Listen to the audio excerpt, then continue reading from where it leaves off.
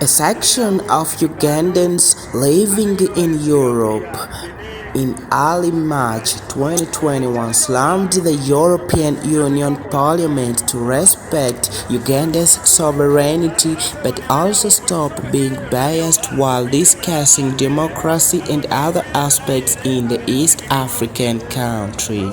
Responding to the European Union Parliament 19 resolutions taking stock of human rights violations in Uganda in the period before, during and after the 2021 general elections, a group of 5 Ugandans including Titus Saruge, based in Belgium, Lilian Ekulumet, based in Germany, Michael Luanga, based in Germany, Elizabeth Biekwaso, based in Netherlands, and Chelsea Page, based in Netherlands, say they were saddened that these deliberations were biased on falsehood and social media fake news that were never verified by other members of European Union Parliament.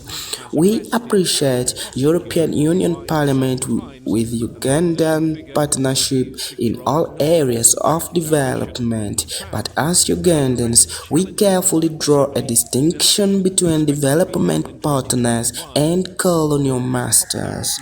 The group who said they were writing on behalf of other Ugandans in the diaspora said in their letter to the European Union political officer in charge of the Horn of Africa and East African Division.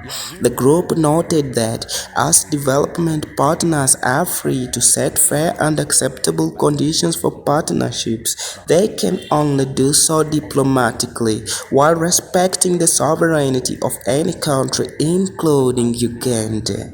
Colonial masters should not dictate by sitting and telling us how things should be done regardless of the circumstances and also impose their decisions on sovereign countries. It is not acceptable. There is a distinct similarity between what happened on the 11th February 2021 when the European Union sat to make these decisions and the events of the 15th November 1884 Berlin Conference where European powers sat to share and decide on the future of Africa.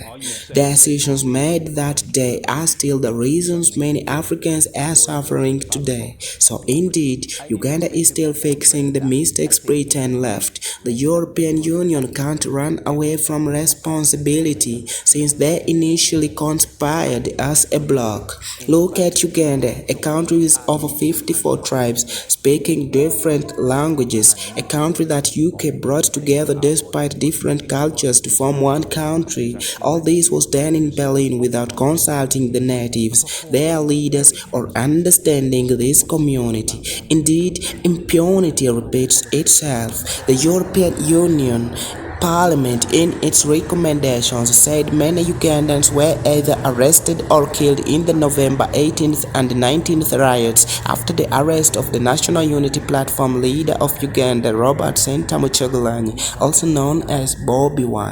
The European Union Parliament consequently called for sanctions against individuals and organizations responsible for human rights violations in Uganda, especially those meted out on the opposition politicians led by Honorable Robert Kyagulanyi in the just concluded elections. However, in their response, the Ugandans in Europe said despite the different tribes that Uganda has, the country has been kept together for many years, noting that sectarian sentiments have however increased of late and as being supported by the West.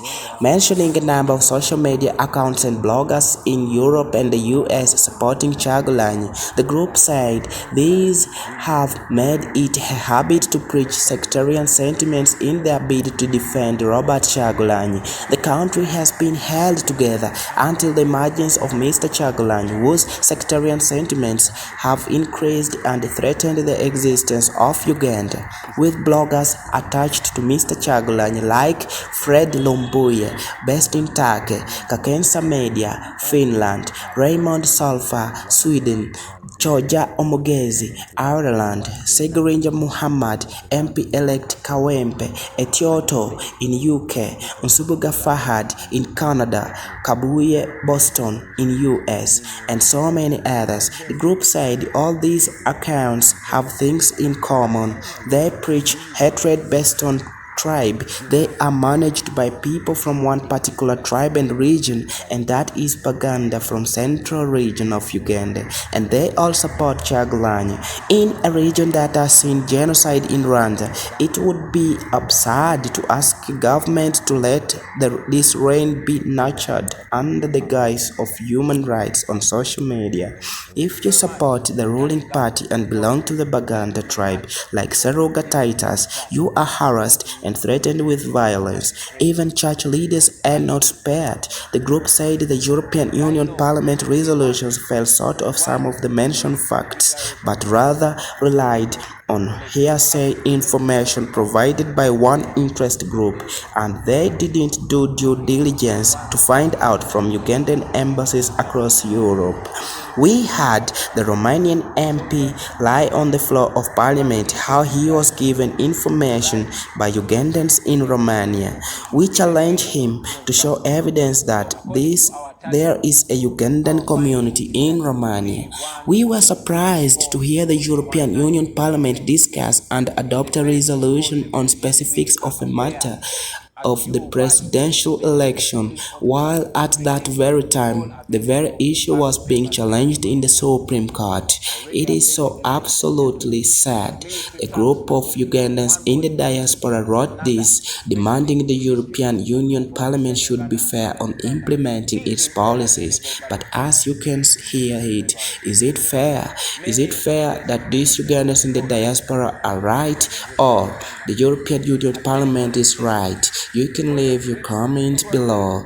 And bloggers who are attached to Kyagulanyi have been attacked in this, but still all bloggers of Kyagulanyi remain strong. They still continue to fight. I am proud that you Ugandans asserted your voices very solidly.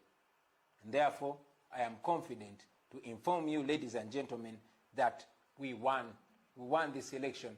Of course, as you know, General Museveni, using the military, police, and all other institutions of state, rigged this election, albeit brainlessly, but they rigged it. We are all aware that the Electoral Commission announced the results before even actually counting. That explains why they every now and then put up contradicting declaration forms, trying to justify their rigging. So I thank you, ladies and gentlemen, for turning up and voting, and most importantly, voting for change. I want to thank you for supporting us during the election, but most importantly, supporting us after that election. You are all aware that General Museveni started arresting our people, torturing them so bad. Many have shown up dead, while others